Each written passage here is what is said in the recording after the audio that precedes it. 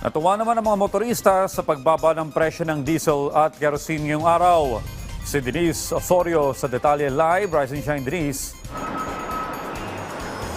Audrey, dagdag bawas ang presyo ng mga produktong petrolyo sa ating mga gasolinahan ngayong linggo. Simula kaninang alas 6 ng umaga.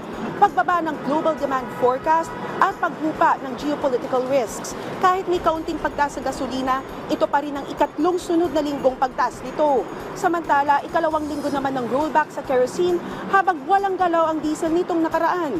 Ikinatutuwa naman ng mga tsuper ng jeep ang patuloy na pagbaba ng diesel.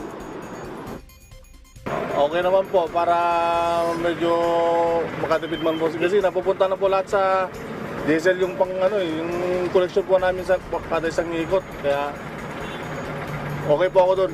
Pero makakatulong po ba ito? Hindi, nakakatulong din ng konti. Samantala, Audrey, bahagya pang maluwag ang trapiko dito sa kahabaan ng EDSA. Pero kung dadaan kayo sa EDSA Cubao area, asahan ang pagbagal ng daloy ng trapiko pa-southbound hanggang White Plains. Samantala naman, pati na rin sa EDSA Shaw area, pa-northbound hanggang SM Mega Mall, mabagal na rin ang daloy ng trapiko.